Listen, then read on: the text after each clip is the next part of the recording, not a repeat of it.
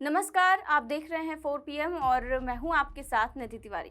Chief justice of India DY Chandrachud क्या कम थे जो सुप्रीम कोर्ट की एक और जज ने मोदी सरकार की नींद उड़ानी शुरू कर दी है। हाल के दिनों में जस्टिस डीवाई चंद्रचूड़ ने ताबड़तोड़ फैसले ऐसे सुनाए हैं जो सरकार को बिल्कुल पसंद नहीं आए हैं।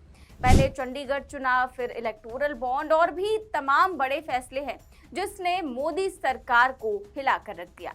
तो चीफ जस्टिस डीवाई चंद्रचूड़ के फैसलों और टिप्पणियों से तो मोदी सरकार वैसे ही परेशान है और अब सुप्रीम कोर्ट की एक और जज ने मोदी जी के एक बड़े फैसले की सार्वजनिक मंच से आलोचना करके सरकार की नींद हराम कर दी है। सुप्रीम कोर्ट की जज ने मोदी सरकार के फैसले को लेकर वो सब कह दिया जो विपक्ष के नेता कई सालों से कह रहे हैं और देश की गरीब जनता उस फैसले के परिणाम भी भुगत चुकी है। पीएम मोदी के फैसले की आलोचना करने वाली जज हैं जस्टिस BV नागरत्ना और जिस फैसले की आलोचना उन्होंने की है वो है नोटबंदी। नोटबंदी तो आप जानते ही हैं कि किस तरह का फैसला था। अचानक मोदी जी आए और उन्होंने नोटबंदी का ऐलान कर दिया। तो नोटबंदी पर BV नागरत्ना ने क्या कुछ कहा है ये आपको आगे बताऊंगी, लेकिन पहले आपको बता दूं कि जस्टिस नागरत्ना अपने सख्त फैसलों के लिए अक्सर जानी जाती हैं और वो कई बार अपने फैसलों से मोदी सरकार को कटघरे में खड़ा कर चुकी हैं और कई मुद्दों पर मोदी सरकार को फटकार भी लगा चुकी है। तो नोटबंदी को लेकर सुप्रीम कोर्ट में जो याचिकाएं दायर की गई थी जिस पर लंबे अरसे तक सुनवाई हुई और मोदी सरकार के पक्ष में फैसला आया, लेकिन 5 जजों की उस बेंच में जस्टिस नागरत्ना भी शामिल थी और वो अकेली जज थी जिन्होंने नोटबंदी के पक्ष में फैसला सुनाने से असहमति जताई थी। उन्होंने नोटबंदी के फैसले को गलत ठहराया था। हालांकि वो कोर्ट के अंदर दिया हुआ फैसला था, अंदर दिया हुआ बयान था और अब कोर्ट के बाहर एक सार्वजनिक मंच से उन्होंने सरकार के इस फैसले की आलोचना की है। नोटबंदी पर बोलते हुए उन्होंने कहा कि हम सब जानते हैं कि 8 नवंबर 2016 को क्या हुआ था, जब 500 और 1000 रुपए के नोट बंद कर दिए गए थे। दिलचस्प पहलू ये है कि उस समय भारतीय इकोनॉमी की 86% मुद्रा 500 और 1000 रुपए के नोटों के रूप में थी, जिसे केंद्र सरकार ने नोटबंदी के समय अनदेखा कर दिया। उस मजदूर के बारे में सोचिए जो रोज अपनी दिन भर की मजदूरी के बाद 500 और 1000 रुपए का नोट पाता था और फिर शाम को उसे बदलता था जिससे वो दैनिक जरूरतों के सामान खरीद सके। जस्टिस नागरत्ना ने कहा कि भले ही इसका मकसद काला धन खत्म करना था, लेकिन केंद्र सरकार ने जिस तरह से अचानक से इसे लागू किया, इससे तो सिर्फ कानून तोड़ने वालों को ही फायदा हुआ है जिन्होंने अपना काला धन सफेद बना लिया। उन्होंने आगे कहा कि इसके अलावा इससे आम लोगों को काफ़ी परेशानी हुई। लोगों को अपने पुराने नोटों को नए रूप में बदलने में काफ़ी मुश्किल हुई। उन्होंने बताया कि इस पर किसी भी स्तर पर कोई चर्चा नहीं हुई, कोई निर्णय लेने की प्रक्रिया भी नहीं अपनाई गई।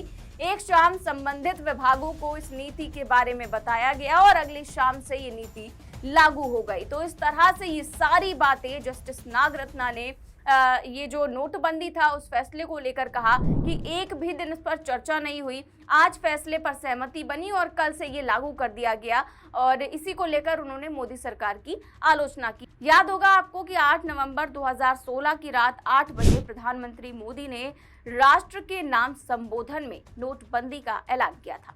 इसके बाद 500 और 1000 रुपए के नोट चलन से बाहर हो गए थे। इसके बदले में 500 के नए नोट जारी किए गए, जबकि 1000 का नोट बंद हो गया और इसकी जगह 2000 का नोट आया। नोटबंदी का ऐलान करते समय मोदी जी ने कहा था कि इसका मकसद काले धन पर अंकुश लगाना, जाली नोटों को रोकना और टेरर फंडिंग को बंद करना है। और नोटबंदी के फौरन बाद पूरा देश ATM के बाहर कतार में खड़ा हो गया था। उस समय आपको याद होगा कि मोदी जी ने कहा था अगर मेरा ये फैसला गलत निकले तो बीच चौराहे पर मुझे जो भी सजा देना चाहो दे सकते हो। लेकिन उसके बाद से मोदी जी ने कभी नोटबंदी की बात ही नहीं की और फिर इसके खिलाफ तमाम याचिकाएं दाखिल की गई सुप्रीम कोर्ट में और सुप्रीम कोर्ट के 5 जजों की संविधान पीठ ने 2 जनवरी 2023 को नोटबंदी पर अपना फैसला सुनाया था। संविधान पीठ ने ये फैसला 4-1 के बहुमत से सुनाया था। Justice S Abdul Nazeer, BR Gavai, AS Bopanna और वी राम सुब्रमण्यम का मानना था कि नोटबंदी की प्रक्रिया में कोई गड़बड़ी नहीं है, जबकि जस्टिस बीवी रागरत्ना ने इन लोगों से अलग राय दी थी और नोटबंदी के फैसले को गैर कानूनी करार दिया था।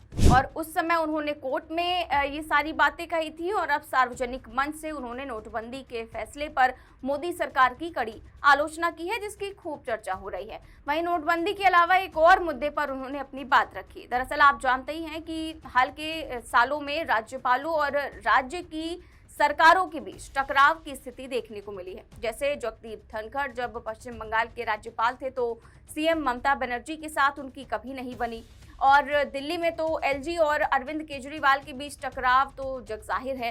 इसके अलावा अभी कुछ दिन पहले ही तमिलनाडु में गवर्नर को बाकायदा सुप्रीम कोर्ट से फटकार लग गई थी कि आप एमके स्टालिन सरकार के फैसले को मान क्यों नहीं रहे हैं। ज्यादातर जिन राज्यों में विपक्ष की सरकारें थीं, वहां पर राज्यपाल और सरकारों के बीच ठनी है। लोगों द्वारा चुनी हुई सरकार के पारित विधेयकों पर राज्यपाल लंबे समय तक फैसला ही नहीं लेते। इसी पर उन्होंने कहा कि राज्यपाल की ऑफिस की एक संवैधानिक प्रकृति होती है, जिसे समझना जरूरी है। उन्होंने महाराष्ट्र विधानसभा मामले को राज्यपाल के अतिरेक का एक उदाहरण बताया। उन्होंने कहा कि राज्यपाल के पास शक्ति परीक्षण की घोषणा के लिए पर्याप्त आधार नहीं थे। राज्यपालों के लिए यह असहज कर देने वाला है कि उन्हें कोई काम करने या ना करने के लिए कहा जाए। अब समय आ गया है कि उन्हें संविधान के अनुरूप अपने कर्तव्यों का निर्वहन करने को कहा जाए। तो ये उन्होंने राज्यपालों को लेकर कहा, और इससे पहले नोटबंदी को लेकर उन्होंने जो कुछ कहा मैंने आपको साफ तौर पर बताया। और केवल यही दो चीजें नहीं है जिसमें जस्टिस नागरत्ना ने इस तरह की टिप्पणी की है, बल्कि और भी कई फैसले आ चुके हैं जिसमें उन्होंने मोदी सरकार की आलोचना भी की है और मोदी सरकार के खिलाफ फैसले भी दिए हैं, और वो इन्हीं जजों में मानी भी जाती हैं। तो अभी तक तो केवल सीजेआई चंद्रचूड़ थे जिनके फैसलों से मोदी सरकार काफी परेशान होती थी, और अब एक और जज के फैसलों ने मोदी सरकार को परेशानी में डाल दिया है। उनकी जो बातें हैं उससे मोदी सरकार की नींदें जो है वो हराम होना अब तय है। फिलहाल इस खबर में बस इतना ही। देश और दुनिया की तमाम बड़ी खबरें जानने के लिए देखते रहिए 4 PM न्यूज नेटवर्क। चैनल को सब्सक्राइब भी करिए और ज्वाइन भी। नमस्कार।